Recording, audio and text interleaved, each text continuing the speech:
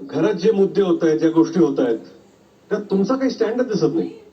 तुम्ही एक दोन वाद वगैरे ठीक आहे, पण जेवणावरून तन्वी यांना बोलत काहीतरी, ते ठीक आहे, ते फ्लिटिंग मध्ये पासिंग शॉट्स ज्याला आपण म्हणतो चित्रपटामध्ये, तर तसा एक वाद होता आणि तो निघून गेला.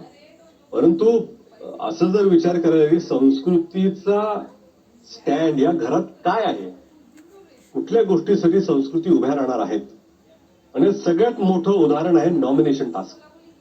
नॉमिनेशन टास्क मध्ये राकेश यांनी विशाल यांना नॉमिनेट केलं, सागर यांनी राकेशला केलं, संकेत यांनी दीपाली यांना केलं. त्याच्यात काय काय सरप्राईज आहे का? नाही. समोरच्या ग्रुपने एकमेकांना नॉमिनेट केलं. तन्वी आणि अनुश्री मध्ये एक डील झाली. अनुश्री म्हणा तू मला नको करू, मी दीपाली यांना वाचवतो. एक स्ट्रॅटेजी होती त्यांनी आखली. त्यानंतर रेवा राखी यांना नॉमिनेट करणार होता. बरोबर आहे रेवा? तर तेव्हा तन्वी, राखी आणि अनुश्री यांनी रेवाला पकडून ठेवलं. Out of game. हे सगळे राऊंड सोडून 2 राऊंड झाले. त्याबद्दल कोणालाच कळत नाही की नक्की काय झालं. संस्कृत डे 1 पासून रेवा ह्या तुमच्या मैत्रीण आहेत की आपण एकत्र खेळूया, आपण एक तिसरा ग्रुप बनवूया, जे काही तुमची स्ट्रॅटेजी प्लॅनिंग असेल. पण नॉमिनेशन टास्क सुरू झाला, तुम्ही प्रभू यांना काय म्हणालात? रेवा यांना नॉमिनेट कर, मी तुम्हाला वाचवते. बरोबर आहे? रेवा तुमच्याकडे जेव्हा बोलायला आल्या, मी तुला वीक वाटते का, मला का नॉमिनेट करतेस, मी तुझी मैत्रीण आहे ना. मग प्रभू तुमच्याशी डील करत होते. इथे काय ना, तुमचा काही स्टँडच दिसत नव्हता.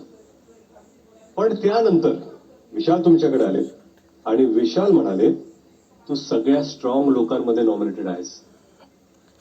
बरोबर आहे? प्रभूला नॉमिनेट करायला पाहिजे, कारण काय तुमचे चान्सेस बेटर होतील. तुम्ही प्रभू यांना नॉमिनेट केलं. तुम्ही जी डील केली ती तुम्ही मोडली.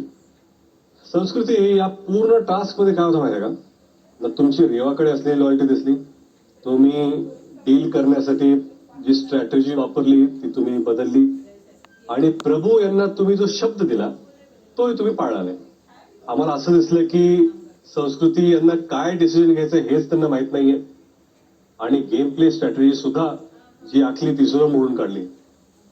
बोला संस्कृती. भाऊ कसं झालेलं ना की फर्स्ट राऊंड मध्ये विशाल आणि राकेशचं बोलणं झालेलं की राकेश विशालला नाही करणार आहे, आणि माझा फोटो विशालच्या गळ्यामध्ये होता. तर मी त्याला पण विचारलं तू फर्स्ट राऊंड मध्ये धावणार आहेस का, त्यांनी मला नाही सांगितलं. आणि म्हणून मी प्रभूसोबत डील केलेली की प्रभू तू जाशील का फर्स्ट राऊंड मध्ये, ताकी सायकल तिकडनं चालू होईल. आणि रेवाला मला नॉमिनेट करण्याचं एवढं होतं, आम्ही डे 1 पासून फ्रेंड्स ॲज इन आमचं डे 1 पासून फर्स्ट 2 दिवस आमचं झालेलं नाही झालेलं असं सगळं झालेलं. पण त्याच्यानंतर कन्सिस्टंटली मला भरपूर गोष्टी माहिती पडत होते की ती माझ्या पाठी पण भरपूर गोष्टी बोलते आणि ती माझ्याबद्दल कधीही काही स्टँड घेत नाही. आणि मोर ऑफन तिने माझ्या तोंडावरती पण ही गोष्ट म्हटलेली आहे, जे सगळेच या घरात म्हणतात की संस्कृती तू काहीही म्हणतेस ते आम्हाला समजत नाही. हे एक गोष्ट चालू होती घरात, आणि त्याच्यात रेवा पण ऍड ऑन झाली. तर